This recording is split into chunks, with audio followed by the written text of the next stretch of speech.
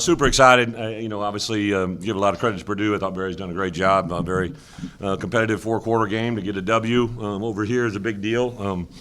To get the Cannon 101st game and to get two in a row, obviously, has been a long time. So for all the Illinois fans that haven't been able to do that, I wanted to give you that. So that's a great thing. And then I think the biggest thing is I think we're at a point where we have a team that maybe if we don't play our best and still get out a 16-point game on the road against Purdue, we've made progress. We're doing a lot of good things. I think the key for us this week is obviously an unbelievable opportunity with Ohio State, and we just got to get our guys healthy, got to get our guys fresh. We got to be very, very smart in our plan.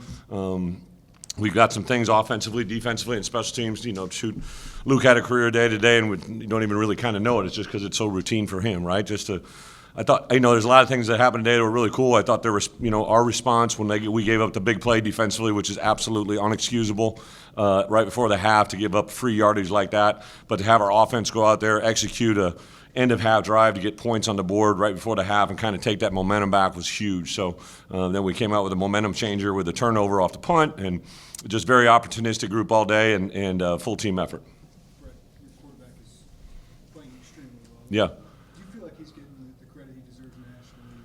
Or just I don't. I can't tell you that because I just live in this little box, right? Like we literally just work on. The thing I love working about with Luke is Luke just works about worries and takes care of his day, right? Like his preparation detail.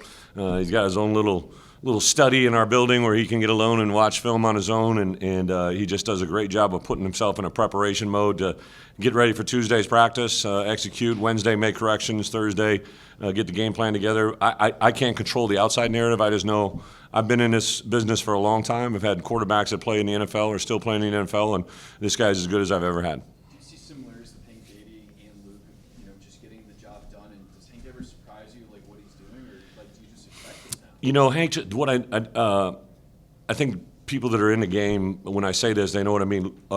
Both of them just let the game come to them, right? Like when Luke's playing at his best, he just lets the game come to him. But Hank Beatty, especially a wide receiver, he just lets the play come to him. We're not really – there's things that we design and we give in, we put him in position, but he just lets the game come to him naturally, and I think that's a really good sign. I think Luke has a very good comfort level about throwing the ball in his area, what he's going to do and what he could possibly do after the catch. I know there's only so many plays can go around, but Hank Beatty, I told Barry after week 2 or week 3, like as many ways we can put the ball in Hank Beatty's hands, we're going to get rewarded tenfold. So just a really really fun player to be around, just an absolute piece of work. Just all the things he does preparation wise. He really that first series against Indiana, he got rocked pretty good, right? And he just didn't miss a beat, stayed out there, persevered. And now I thought this game he probably just the way they played defensively and the way he was feeling, I knew he was feeling or getting back to being healthy. So I thought this could be a pretty big day. Brett, did anything change with Ritzy being out? Did you have to do a plan A or a plan B? Yeah, great question. So Josh actually got rolled up last week. He just played through it adrenaline-wise. So the good news was this week Josh never really practiced until yesterday. He tried to make a go of it yesterday. Just the way it looked yesterday, we didn't think today would be an option, and that's why we kind of just went with TJ. But TJ, a coach's son, Bob McMillan, is a head coach, St. Francis up near in Chicagoland, and you just kind of had a feeling that if he got his opportunity, he was going to take advantage of it. And I know it wasn't perfect today, but I know Luke was really excited for him. I thought the offensive line was excited for him, and to see him get that first opportunity on the road in the Big Ten is a really big statement, and I think that kid's got a lot of good football in front of him. You mentioned the opportunity to play number one, not only number one, but at home. Just talk about having Ohio State come in. Yeah, just tremendous respect. They're defending national champs. Ironically, last year the defending national champs was Michigan. They came to town Game 7 at home, right? So the Big Ten keeps giving us the defending national champs at home Game 7. Thank you.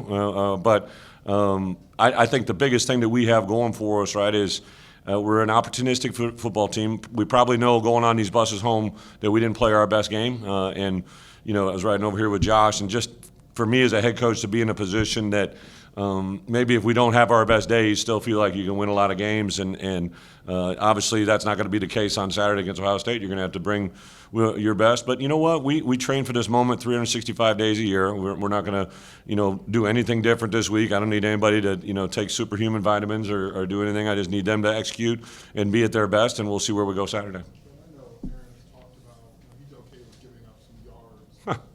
He is? He said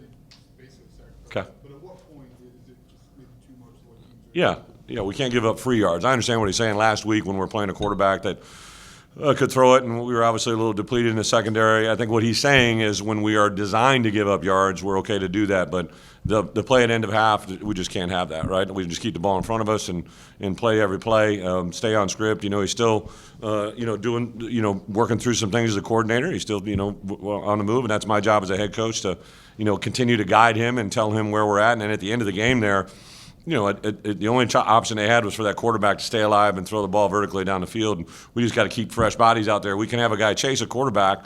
It doesn't do any good if we can't get him down. So we got to get our athletes on the field that can get him down. Far and away had the most carries today. Who? Khalil. Was more game plan wise? Yeah, I told him in pregame warm-ups, and they do the when we go ones, twos, and I always grab my running backs after they run through, and I just grabbed Khalil and I said, "Hey, career day today," right? Because I just thought I could see it coming. I could see the way he's playing. I could see the way they were playing. I thought this would be a game that he kind of might fit into, and he's just a. I think a lot of people don't understand. Like, he's got a lot of pop. He's got some ability to run inside in the tackles. He's a very effective runner in short spaces. He can get vertically burst in really good moments. So, and then I think just the change of pace coming in when you got Caden rolling through there, and all of a sudden he pops in there as a really good moment. And then what I'm really excited for, we just really haven't gotten a chance for him to be a KOR guy yet, right? Everybody's got such good kickers now. No one really gets a return game, so I think that'll be something fun for everybody to watch.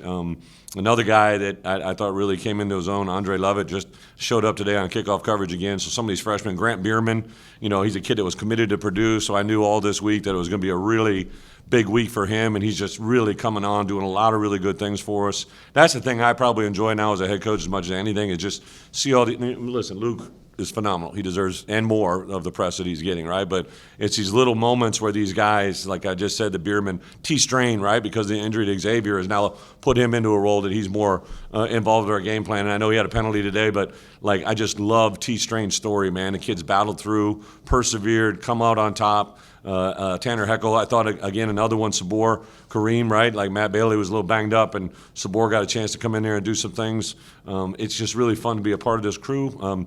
Unfortunately, we get 12 guaranteed games, and 6 of them are gone. So where these next 6 go, we're going to determine where we can go after that. But I think the big thing for us is we realize every one of these opportunities is a blessing. We got to take advantage of every one. What kind of weapons? One more Scott for you right now. David Alano. Well, obviously a very, a very accurate kicker.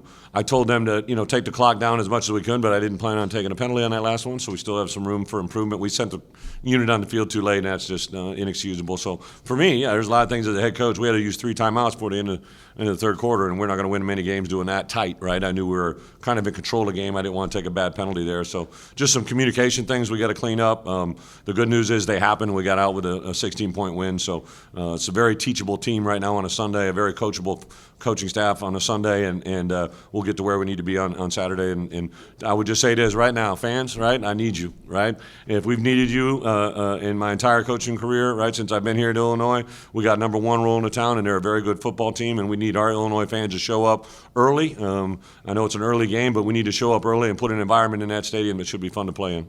Last one here, John. To be in places program where go on the road, maybe not have your best game, still win, but they just, how much is that? Is it maybe Luke, or what has maybe got you to that spot? Well, I mean, Luke's a big part of it. I know this. We travel with 74 guys, right?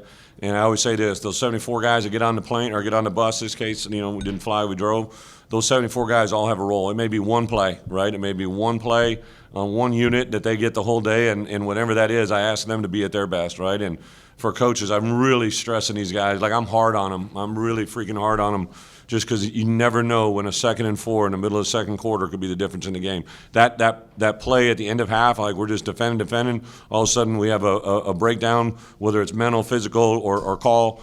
That changes the flow of a game, and you cannot lose sight of that. In this league, with the competition we're facing, you cannot have one play that is in the other's favor without us having something to say about it. So a lot of really good things to be learned, and I got a really good coaching staff, got a really good group of players, and I'm excited for them.